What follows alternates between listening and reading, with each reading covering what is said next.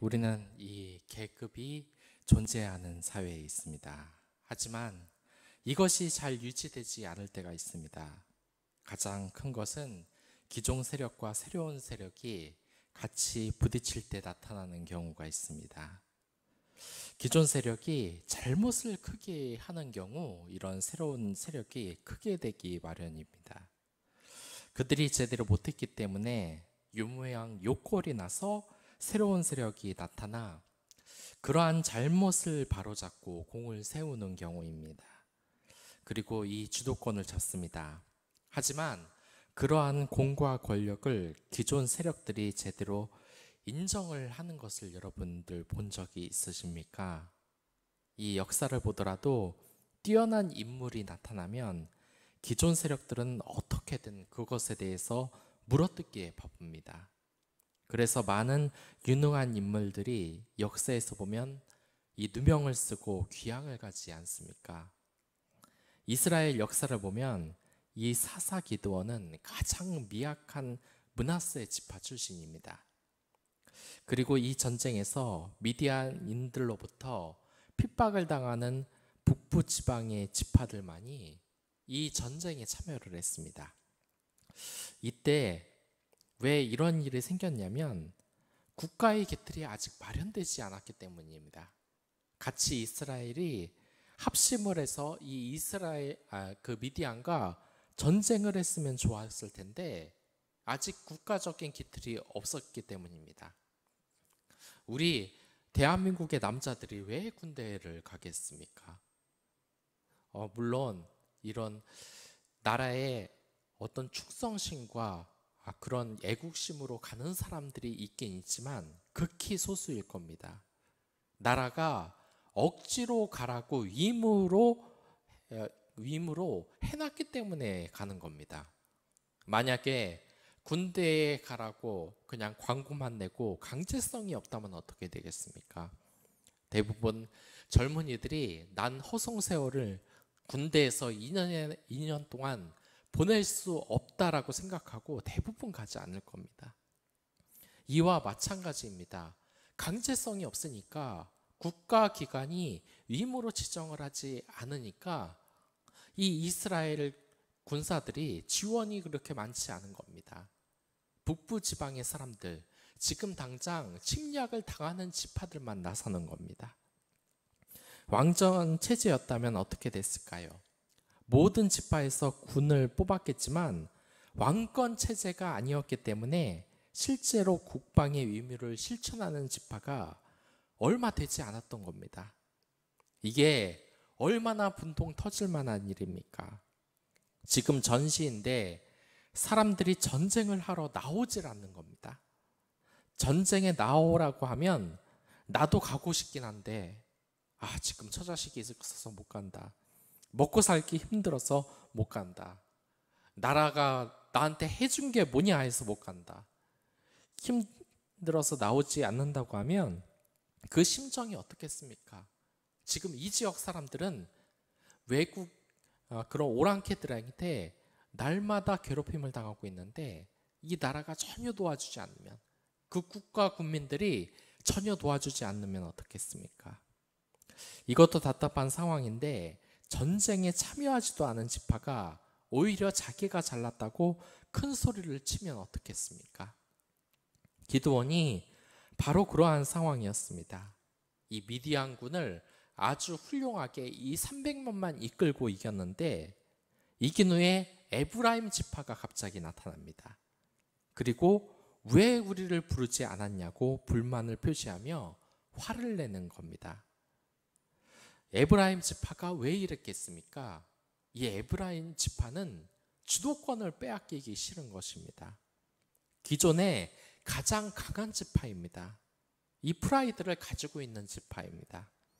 이걸 다른 지파가 빼앗아 가니까 그 명예를 빼앗기는 것도 질투가 나는 겁니다. 오직 자신들이 이스라엘 지파 중에 최고라고 생각하는 것이 이 에브라임 지파입니다. 그래서 이렇게 자신의 형제 지파인 므낫세 지파가 앞으로 나서는 것도 이들은 못마땅하게 생각을 했던 것입니다. 여러분들 보시면 아시겠지만 이 사사시대가 진행이 됨에 따라 이스라엘 지파의 공동체 의식이 점점점 사라짐을 알 수 있습니다. 그리고 지역 이기주의가 태동을 합니다. 이스라엘 전체를 위하기보다는 내 지파만 잘 되면 된다는 그러한 이기주의가 점점점 팽창하게 됩니다. 원래 광야 생활 중에는 서로 다른 지파에 속해 있어도 이스라엘이라는 이 공동체, 하나된 공동체란 의식이 있었는데 이제 땅에 각자 정착을 하고 살다 보니까 이제 이스라엘 공동체가 아니라 한 지파의 공동체, 지방의 공동체가 되어버린 겁니다. 지역 이기주의가 되고 만 것입니다. 이게 정확한 비유는 아니지만 지금 영국이 어떻습니까? 잉글랜드, 북아일랜드, 웨일즈, 스코틀랜드로 나누어져 있지 않습니까? 같은 나라이기는 하나 사실상 정신적으로는 완전히 네 개의 나라로 분열되어 있는 것처럼 말입니다. 이스라엘이라는 나라가 하나님 백성의 형제라는 그 공동체 의식이 지금 사라지고 있는 것입니다. 에브라임 지파는 기드온이 속한 므낫세 지파와 더불어 이 요셉의 후손들입니다. 그리고 이 에브라임 지파는 장자권을 가지고 있고 가장 많은 축복을 받았습니다. 므낫세보다 이 야곱으로부터 더 많은 축복을 받았습니다. 그러나 가장 불평불만이 많은 지파이기도 합니다. 가장 많이 가졌음에도 불구하고 가장 이 불평이 많은 지파였습니다. 그래서 이들의 주도로 북이스라엘, 그러니까 솔로몬의 아들 여로보암 때부터 분열을 하는데 이들이 분열의 주도적인 역할을 했습니다. 여기에서 알 수 있는 것이 무엇입니까? 이 에브라임 지파는 이스라엘 공동체 내에서 불평불만이 있으면 안 되는 지파였습니다. 장자권을 가진 지파는 많은 권력과 축복을 가집니다. 그러한 지파가 마치다운 역할을 해내야지 매번 불만이 쌓이면 어떻게 되겠습니까? 가장 권한이 많은 이러한 사장이 맨날 징징 짜고 부하들에게 불평불만만 말한다면 어떻게 하겠습니까? 이러한 에브라임 지파와 같은 사람이 공동체 내에서 계속 존재하는 것은 그 공동체의 단결을 약화시킵니다. 그리고 나아가서 분열의 원인이 되는 것입니다. 그리고 우리 공동체에서도 이 에브라임 지파와 같이 불평불만이 많은 사람들이 있습니다. 특히 이러한 사람이 교회에서 목회자나 장로나 권사와 같이 교회의 권한을 어느 정도 지닌 자들이면 이 문제는 더욱더 심각해집니다. 여러분들이 기도원입니다. 그런데 자신들이 이 306 용사를 이끌고 하나님의 말씀대로 이 미디안군을 전면시켰습니다. 하지만 전쟁에 참여하지도 않았던 에브라임 지파가 갑자기 와서 왜 우리를 부르지 않았냐? 우리를 불렀으면 우리가 공을 세웠을 텐데 라고 화를 내면 어떻게 하시겠습니까? 두 가지 방법이 있습니다. 먼저 불만을 어르고 달래는 방법입니다. 그리고 두 번째 방법은 이들의 요구를 철저히 무시하는 겁니다. 결과적으로 겸손한 기드온의 태도는 이 에브라임의 불만을 가라앉혔습니다. 이들의 자존심을 세워주며 기드온은 자신을 숙입니다. 통치에도 참 여러 가지 스타일의 사사가 있는 것 같습니다. 이 드보라는 에브라임과 베냐민 지역에서 활약을 했는데 종려나무 아래 앉아서 자기에게 오는 자들을 재판했습니다. 그러니 사사가 판사의 역할을 한 것입니다. 사회에서 해결과 송사에 대해서 중재 역할을 했던 게 드보라입니다. 또한 돌라, 야일, 입산, 엘론, 압도는 많은 아들, 딸을 가진 부자들이었습니다. 그러니까 이 사사들은 지역의 유지이며 영주 같은 신분을 가지고 있음을 알 수 있습니다. 그리고 입다는 깡패였습니다. 만약에 요즘 같은 시대였다면 그 빛을 발휘하지 못할 수도 있었겠습니다. 하지만 입다는 이러한 재능도 하나님께서 귀하게 쓰셔서 하나님의 뜻에 따라 아주 전투를 잘하는 그러한 운영 조직이 뛰어난 지휘관으로서 입다를 세웠습니다. 그리고 삼손은 망나니 같은 사사였습니다. 하지만 그는 혼자서 블레셋을 제압한 용사로 남아 있습니다. 그리고 오늘 나오는 기드온과 왼손잡이 에훗은 자발적으로 나라를 지키기 위하여 위험군을 소집하여 대항한 용기 있는 사사였습니다. 그리고 이 기드온을 특정하는 또 하나의 개성이 있는데 그것은 성경적인 겸손을 가진 사람이라는 것입니다. 이것이 우리가 가져야 할 자세라는 겁니다. 아무튼 큰 전쟁에서 승리한 기드온은 이제 세바와 살문나를 추적합니다. 그렇게 밤새 싸움을 벌였는데 얼마나 피곤하겠습니까? 하지만 적을 이겼다고 하더라도 적 지휘관인 세바와 살문나를 죽이기 위해서 이들을 추적합니다. 그런데 얼마나 피곤하겠습니까? 이 밤부터 전쟁을 했는데. 그래서 숫곳 사람들에게 떡을 달라고 요청을 합니다. 그러니까 이 숫곳 사람들은 이 요청에 응하지 않습니다. 왜 그랬냐? 이 숫곳 사람들은 기드온의 군대가 세바와 살문나를 사로잡을 수 없을 것이라고 생각을 한 것입니다. 그래서 오히려 이 기드온과 300용사를 조롱하며 음식도 제공을 하지 않았습니다. 그리고 더 가자 이 분해의 사람들도 이 숫곳 사람들과 똑같이 기드온과 300용사를 대했습니다. 이게 얼마나 아이러니한 행동입니까? 적군들은 기드온을 다 두려워하고 있는데 막상 자기들의 동족들은 싸워서 지금 승리를 한 기드온과 300용사를 지금 비웃고 있습니다. 이것은 절대로 해서는 안 되는 행동입니다. 지금 기드온과 300명의 용사들은 동족들을 위해 목숨을 걸고 싸우고 있는데 이들은 자신들의 받을 피해가 걱정이 돼서 자기 동족들을 문정박대하고 조롱까지 했습니다. 이건 군법으로만 봐도 사형에 해당하는 중징계입니다. 하지만 이들은 자신의 행동이 이기주의적인지조차 생각을 하고 있지 않습니다.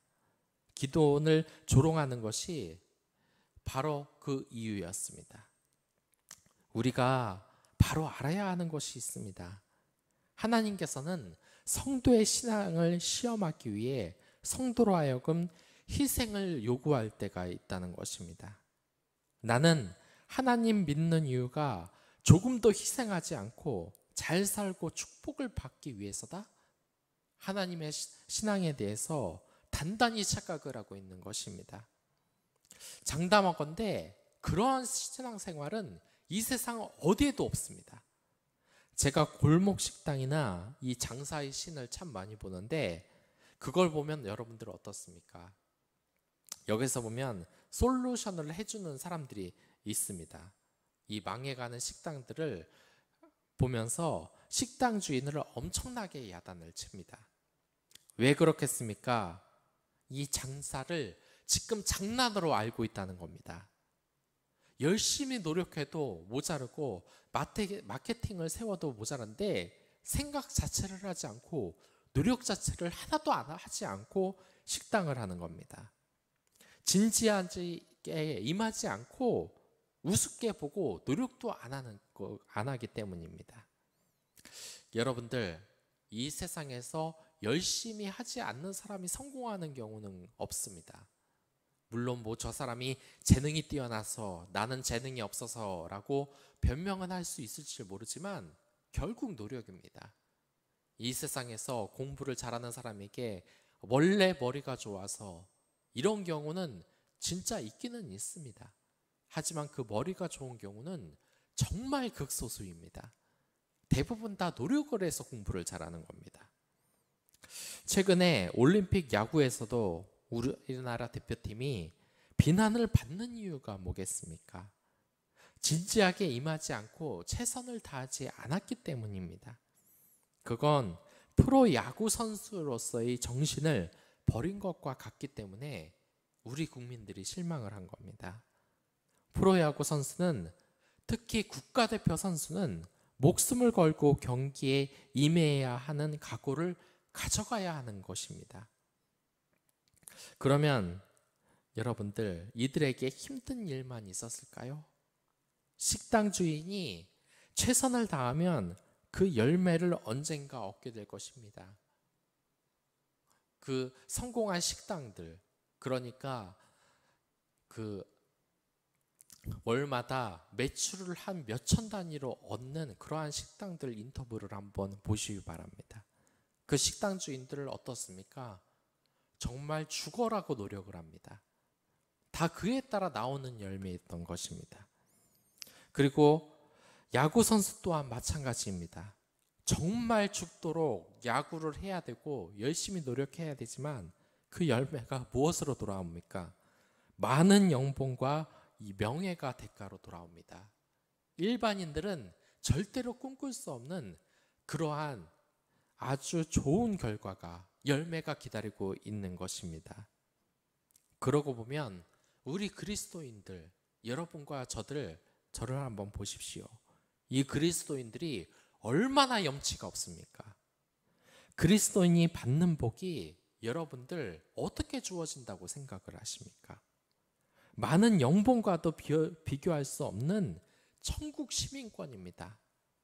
이게 얼마나 대단한 것이냐면 영원히 죽지도 않고 영생하며 모든 것이 풍족한 나라에서 사는 겁니다. 하늘나라의 그 땅에서, 영원히 펼쳐져 있는 아름다운 땅에서 그 땅을 가지고 집을 짓고 영원히 살 수 있는 겁니다. 내 몸이 더 이상 늙지도 않고 지치지도 않습니다. 그곳에는 걱정도 없고 날마다 기쁨이 있습니다. 날마다 하나님의 곁에서 기쁘게 찬송할 수 있는 영광이 있습니다. 슬픔과 걱정이 전혀 없는 곳입니다. 이것이, 이러한 열매가 세상의 열매와 비교가 되겠습니까? 이 세상에서 성공을 하더라도, 명예를 갖더라도 언젠가는 죽고 말 텐데, 하지만 이 그리스도인의 축복이라는 것은 영생입니다. 영원히 이어지는 겁니다. 얼마나 큰 특권입니까? 그런데 그런 특권을 아무런 희생 없이 그저 복만 바라는 그리스도인들이 정말 많습니다. 이것은 여러분들과 저 모두 자유로울 수 없는 부분입니다. 그냥 이러한 특권을 아무런 희생 없이 낼름 받아먹으려고 해서는 절대 안 되는 겁니다. 이 세상을 살면서 정말 하나님의 말씀을 보길 게으르게 하지 않으며 기도하며 이웃들에게 사랑을 나눠야 하는 것이 그리스도인의 소명인 것입니다. 하지만 여러분과 저의 모습이 지금 어떻습니까? 이 그리스도의 열매가 정말 나타나고 있습니까? 사실 정말 큰일 난 겁니다. 우리의 영향력이 전혀 닿지 않으며 이 사람들이 기독교인들을 생각하면 우선 분노하는 그 이유를 우리는 살펴봐야 되는 것입니다. 우리가 정말 하나님의 뜻대로 살아간다, 이들에게 충분히 반론을 할 수 있습니다. 코로나인데도 예배를 연다고? 하지만 우리는 하나님을 정말 사랑하기 때문이다. 코로나인데도 예배를 열고 기도하는 것은 우리 이웃을 위해 기도하기 위해서이다. 우리 이웃 사랑을 멈추면 안 되기 때문이다 라는 무슨 보여지는 것이 있어야지. 날마다 투쟁만 하고 그러한 모습만 보여주니까 이 세상 사람들이 그리스도인들에게 보는 유익이 전혀 없는 것입니다. 그리스도인들은 그러한 것입니다. 물론 예배를 맡는 그러한 정부와 그러한 언론에 대해서 항의를 하는 것은 맞습니다. 하지만 과격한 반응으로 그렇게 해서는 안 되는 겁니다. 이 그리스도인들에게 가장 중요한 것은 하나님 사랑과 이웃 사랑입니다. 여러분들, 그것을 실천하기 위해서 자기 자신을 희생하시기 바랍니다. 노력이 없으면, 희생이 없으면 아무것도 얻어갈 수 없습니다. 이 지금 숫곳의 사람들이, 분회엘의 사람들이 얼마나 이기적으로 행동을 했습니까? 자신의 것을 조금 더 빼앗기지 않으려고 행동한 결과 그들은 나중에 기드온이 복수를 하겠다고 다짐을 하는 계기가 됩니다. 그리고 축복을 받지 못하는 이유가 되는 것입니다. 하나님의 말씀을 여러분들 묵상하십시오. 그 말씀을 생명줄같이 지키십시오. 다 하기 쉽다 그러면 무슨 열매가 있겠습니까? 그렇기 때문에 이 그리스도인들은 훈련을 받는 겁니다. 말씀을 읽고 기도를 하고 이웃을 위해서 내 자신을 희생하는 것입니다.